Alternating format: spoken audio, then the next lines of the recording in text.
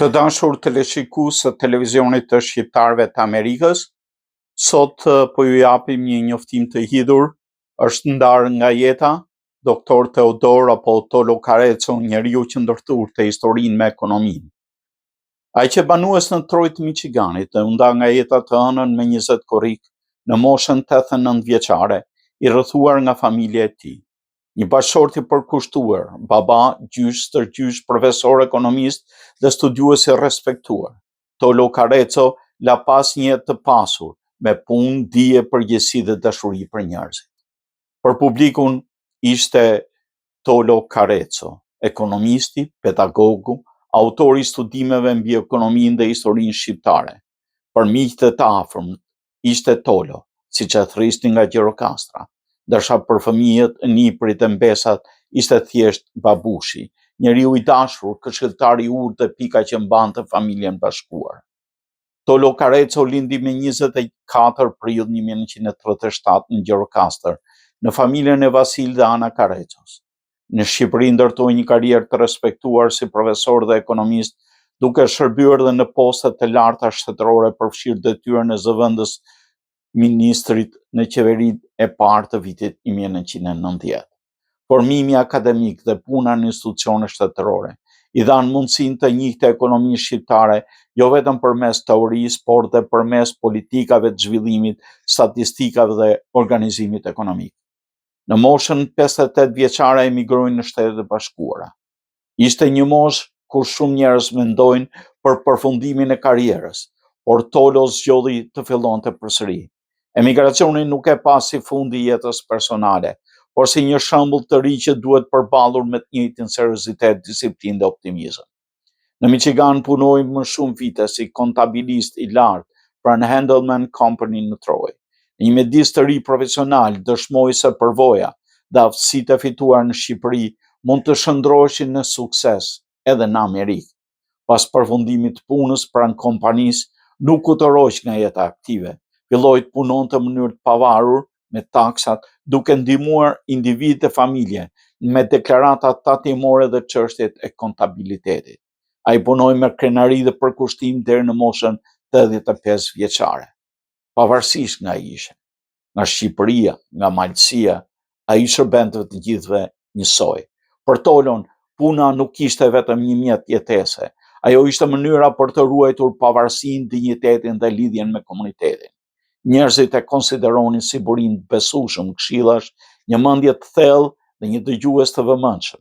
Shumë veta e drejtoheshin jo vetëm për çështje financiare, por dhe sepse e dinin se tek ai do gjenin mirëkuptim dhe një fjalë të peshuar mirë. Ai dinte të dëgjonte pa paragjykuar dhe të këshillonte pa u imponuar. Veprimtaria intelektuale e Dr. Teodor Karecos përfshin libra, tekste mësimore dhe studime mbi zhvillimin ekonomik, industrializimin, bujqësinë dhe historinë politike të Shqipërisë. Në botimet e tij përmendet zhvillimi ekonomiko-shoqëror në Shqipëri vitet 44-74, hartuar së bashku me Besim Bardoshin, teksti i organizimit dhe planifikimit në ndërmarrjet industriale dhe puna si bashkëredaktor i fjalorit të termave të planifikimit shqip-frëngjisht-rusisht. Në vitin 1965 në revistën Studime Historike, ai botoi punimin mbi zhvillimin e forcave prodhuese në industrinë shqiptare në vitet 20-40. Më vonë zgjeroi kërkimin mbi ekonominë shqiptare para luftës së dytë botërore. Një nga veprat e tij përfaqësuese është libri Reforma Agrare Demokratike 1930, Bujqësia e Shqipërisë 30-38, botuar në vitin 2013. Në to, Kareco shqyrtoi reformën agrare në kontekstin ekonomik, juridik dhe politik të kohës. Veçantia e tij ishte ndërthurja e ekonomisë me historinë. Ai nuk e shihte zhvillimin ekonomik thjesht si varg shifrash, normash apo planesh, por ta ekonomia ishte pjesë e historisë së një shoqërie dhe lidhej ngushtë me pronësinë, institucionet, politikat dhe marrëdhëniet njerëzore. Pas vendosjes së pluralizmit dhe emigrimit në SBA, Kareco u bë një kritik ndaj historiografisë dhe periudhës komuniste. Ai kërkonte që historia ekonomike dhe politike e Shqipërisë të rishikohej mbi bazën e dokumentave, statistikave dhe krahasimit të burimeve. Kur thoshte se historia duhet rishikruar, ai nuk kërkonte fshirjen e të kaluarës, por verifikimin e saj. Kjo prirje u shfaq dhe në librin polemik Jo 28.000 dëshmor partizan, vetëm 3.500. Të korrigjohen mashtrimet e historiografisë komuniste botuar në vitin 2015. Përfundimet e tij shkaktuan debate dhe kundërshtime, por puna e Karecës pati meritën se kërkoi kthimin tek listat emërore. Për të, statistika nuk duhet të ishte zbukurim propagandistik, por instrument në kërkim të së vërtetës. Shkrimet e tij të periudhës amerikane tregojnë një autor të drejtë për drejtë, polemik të vendosur për të provokuar debat për të rikthyer lexuesin tek burimet. Përtej profesorit, ekonomistit dhe studiusit, ai ishte njeriu i familjes. Lajmin e hidhur ma dha djali i tij Andi, me lot në sy, me zërin që mezi i bindej më tha vetëm: "Na la babushi." Brenda këtyre 3 fjalëve kishte dhimbje, dashuri, mirënjohje dhe një botë të tërë kujtimesh. Ishte përmbledhja më e shkurtër, por ndoshta më e plotë e marrëdhënies së Tolo Karecës me njerëzit e tij të afërt. Tolo nuk e shprehte dashurinë me fjalë të mëdha. Ai dëshmonte përmes kujdesit përditshëm, përgjegjësisë dhe pranisë vazhdueshme.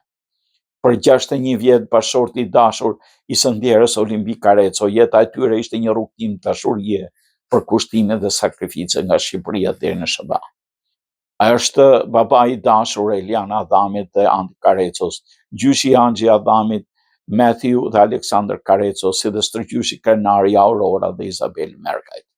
Prindërit, niprit, mbesat dhe stërmbesat ishin gëzimi më i madh i jetës së tij. Për ta, ai ishte dhe ura që i lidhte me rrënjët familjare, me Gjirokastrën dhe Shqipërinë. Për mua kjo afërsi kishte edhe domethënie familjare, sepse ishim kushërin nga ana nënsime.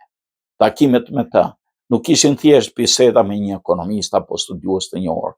Ishin takimet me një të afërm, me një gjirokastri të mençur dhe një njeri që mbante brenda vetes kujtesën e një kohe të gjatë. Karizma e tij nuk ishte e zhurmshme. Ajo buronte natyrshëm nga sjellja e ngrohtë, humori, zgjuarësia dhe vëmendja që kushtonte njerëzve. Tolo dinte shumë, por nuk mburrej me dijen e tij. Përvojën e përdorte për të ndihmuar të tjerët. Sa veta janë ndihmuar tek taksat nga ai. Teodor Kareco la pas libra dhe studime që do mbeten pjesë e historisë së mendimit ekonomik shqiptar, por trashëgimia e tij më e madhe nuk kufizohet në biblioteka. Ai la shembullin e njeriu të përkushtuar ndaj punës, dijes, miqve, komunitetit e mbi të gjitha familjes. Fjalët "na la babushi" shënojnë ndarje fizike, po jo fundin e pranisë së tij. Ai do mbetet në karakterin e fëmijëve, në dashurinë e nipërve dhe stënipërve dhe vlerat që familja do përcjell nga njëri brez tek tjetri. Por ne që patëm privilegjin ta njihnim, ai do mbetet Toloja ynë, gjirokastriti i mençur dhe i dashur, ekonomisti i përkushtuar dhe njeriu i thjesht që dinte shumë, por nuk mburrej kurrë me dijen e tij. U preh në paqe, Toloja ynë. Kujtimi dhe vepra dhe shembulli yt do të mbeten të gjalla tek familja, miqtë dhe komuniteti që të deshi dhe të respektoj.